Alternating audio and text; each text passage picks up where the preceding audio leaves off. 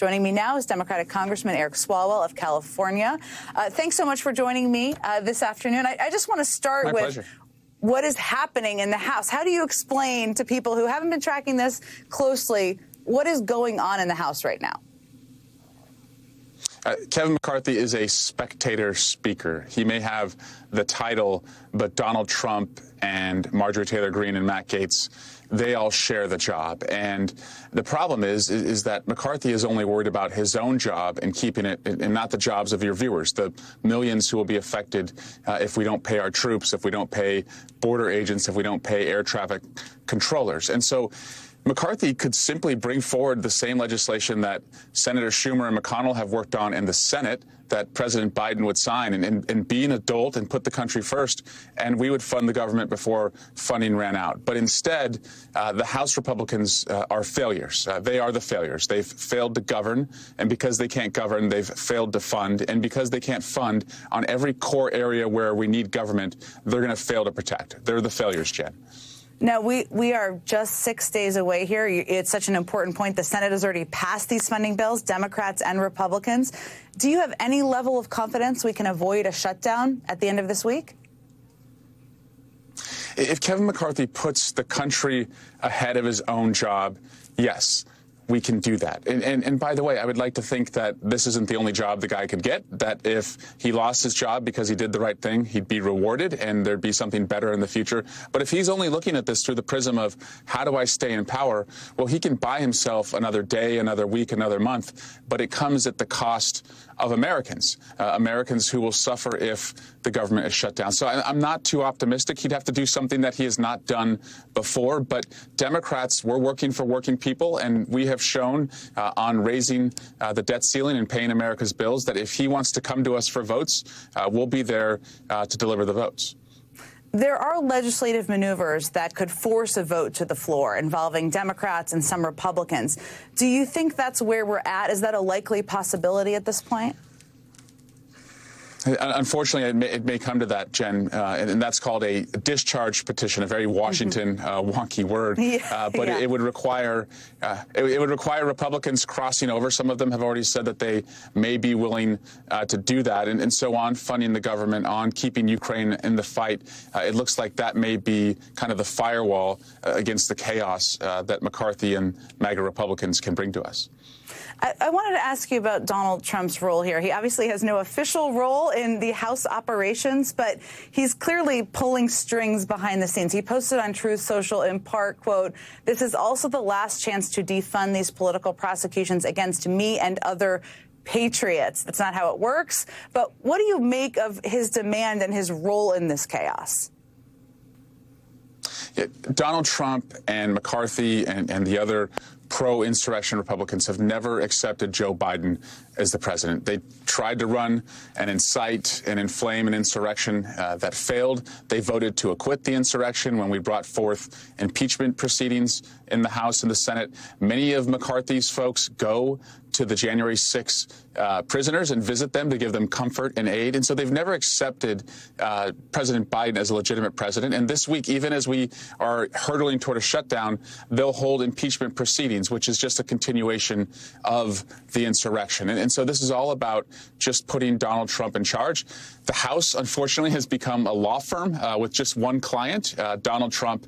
And again, it's at the expense of American people who have needs on bringing their health care costs down, keeping their kids safe in school. In just a couple of days, student loan repayments are going to start back up. And so people are going to feel the pain there. They need action on these issues. Instead, all they get from the House Republicans is action for one client, and that is, the twice impeached, 91 count indicted former president. You had quite a moment this week at a hearing where Attorney General Merrick Garland was testifying. I want to play this moment where you called out your colleague, Jim Jordan, after he said the Attorney General should be held in contempt of Congress, because you really cut to the core of it here. Mr. Jordan is about 500 days into evading his subpoena, about 500 days.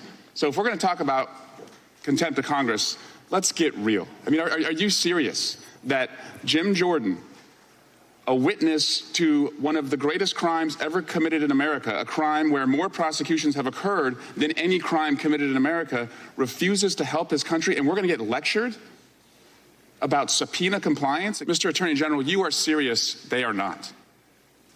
You are decent. They are not. You are fair. They are not. So, Congressman, I mean, you kind of punched back verbally at the bullies there. Do you think that's something that Democrats should be doing more of in these hearings? We're seeing some of it, but is that part of your strategy and what you want to see from others? Yes, and that's because, nature abhors a vacuum. In a void, Republicans, will continue to tell lies about President Biden. And that's in part why I think his approval rating is as low as it is that they tell these lies. We don't punch back hard enough. We play on our side of the field rather than theirs. And then on the right-wing media ecosystem, it just reinforces those lies. And then they use the low poll numbers to justify why they're going to lean in even more. And so I do believe in every hearing we should take what I call a 3D approach. First, immediately discredit them. And Jordan, it's easy to discredit him because he won't even honor his own subpoena.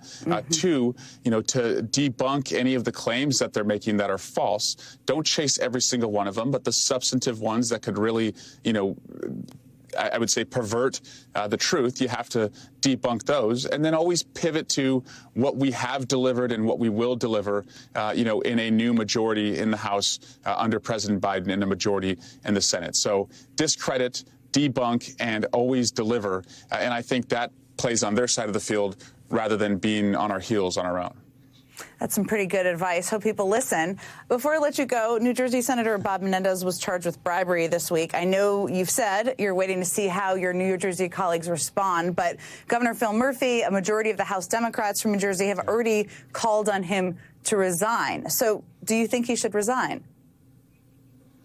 He should. And also, I think it's important that we point out that, speaking of Merrick Garland, that any idea that the Department of Justice is being weaponized to protect President Biden is just nonsense.